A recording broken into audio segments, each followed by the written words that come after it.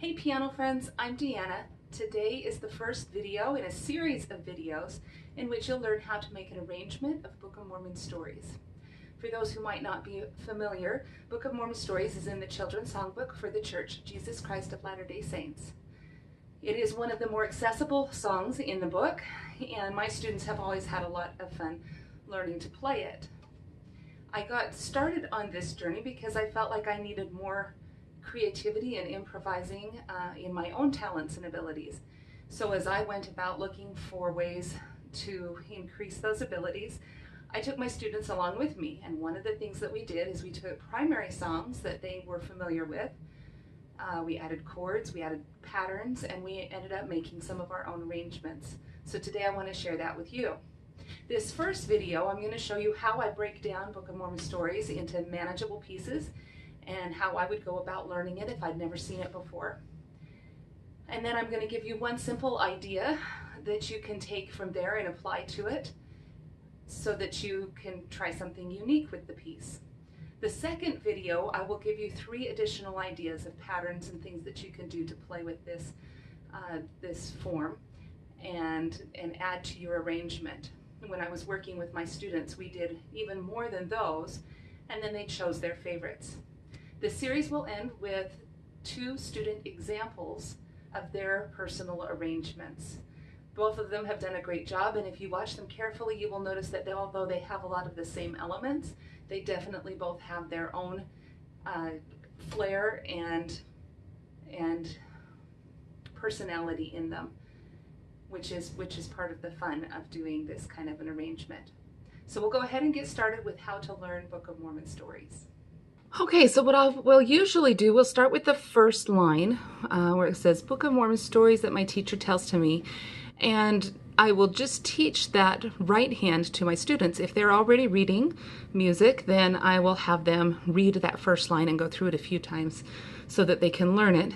Because it is so familiar to them, a lot of times they will pick up on this rather quickly. So I will show them that it starts on a B, and I will show them a few notes at a time.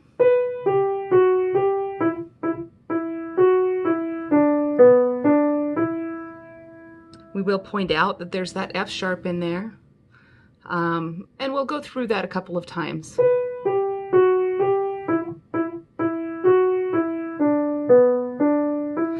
Once they have that right hand, I'll show them the left hand, and often what I'll do is I'll play it hands together and have them just watch the left hand so that they can see. I'll go ahead and do that now. So watch this left hand. I'm going to curve my fingers under. When you're playing piano, you don't want to play like this, but that will make it in the video a little easier for you to see what notes I'm playing.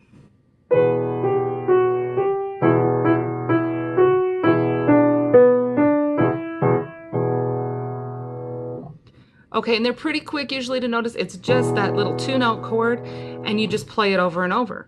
So then sometimes we'll do duets. They'll play the right hand, I'll play the left hand, and then we'll switch parts. I'll play the left hand, they'll play the right hand, until they're comfortable enough with it that they want to try both hands.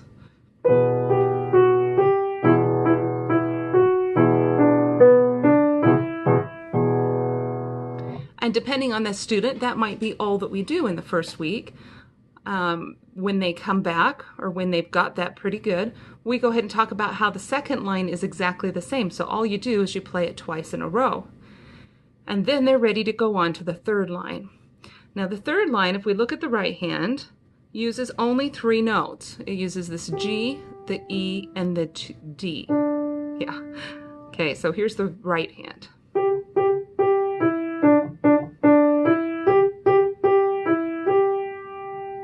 So narrowing that down to those 3 notes makes that pretty easy to figure out. Again, we'll go through that a few times so they're comfortable with it.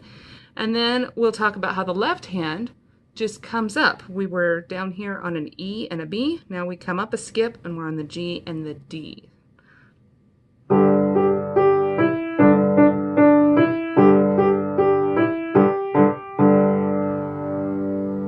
And depending on the student, they might take a week to work on that.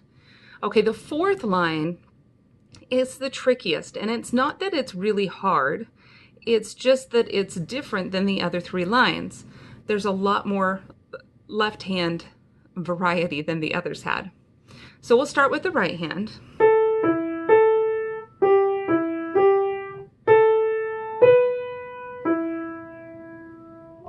And if they're having any trouble with that, we'll kind of point out that it comes down to the E and comes down to the E again. And then these are just right in a row, and we end on the E. The left hand, we're coming from a line where we were on this G, the G and the D. The next chord is one note up, so it's just the A and the B, A and the E. And then when it moves, it goes clear down where we started the piece, and then we'll come back up to this. So sometimes we'll just practice this left hand for a little bit. We'll practice going from this new A with the pinky on A, down to the E, back to the A, until they're kind of comfortable with that. We might try that with both hands now.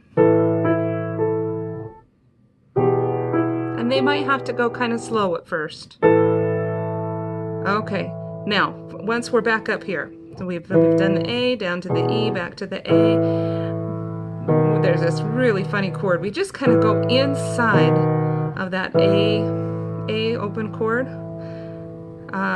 So we're going to use our inside fingers, the 2 and the 4.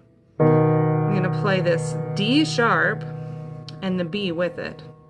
And then from there, we'll go down to the E. So again, I'll probably have them practice that little figure a few times till they're comfortable with it. And then we'll put it all together.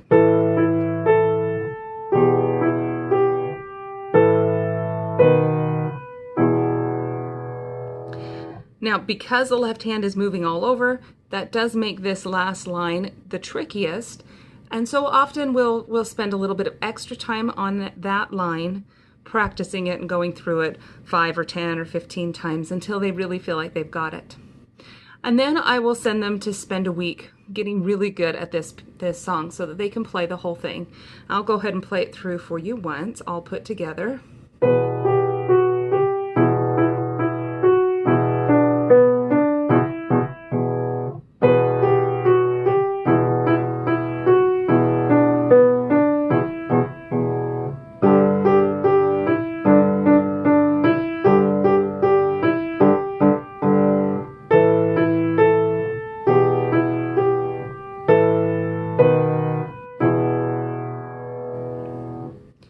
So once you've got that original piece down and you're pretty good at it, then I would suggest that you do the following. This is what I suggest for my students, and it doesn't usually take long to teach the idea in the lesson. Students just need a little bit of time for a week or so to practice the idea. But the idea is just this. You teach the right hand part to your left hand and the left hand part to your right hand. So you end up with the left hand playing the melody.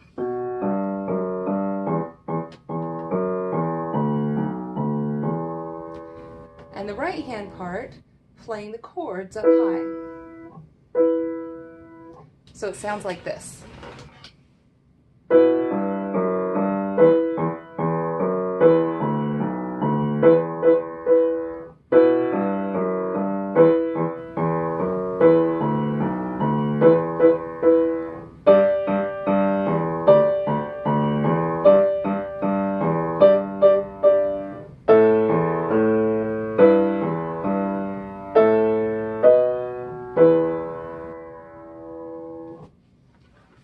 So it sounds a little different, it's kind of fun, and it's a very simple thing to learn.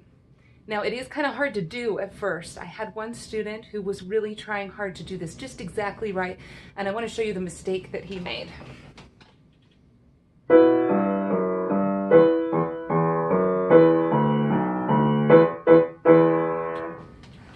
And he was so frustrated because he played the melody note 3 times along with the chord, and that wasn't what he wanted to do. But we talked about it, and it kind of sounded cool. It didn't sound bad.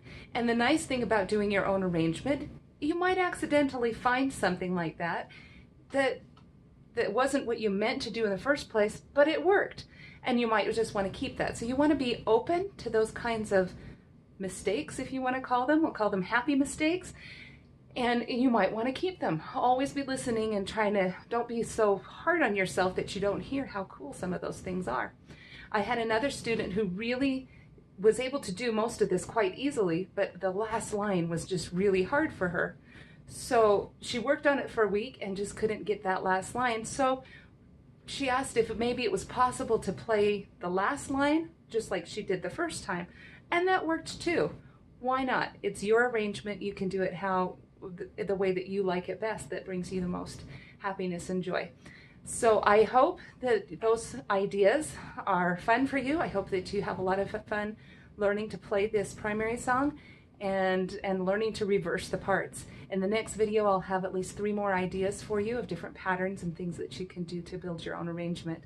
Until then, happy practicing.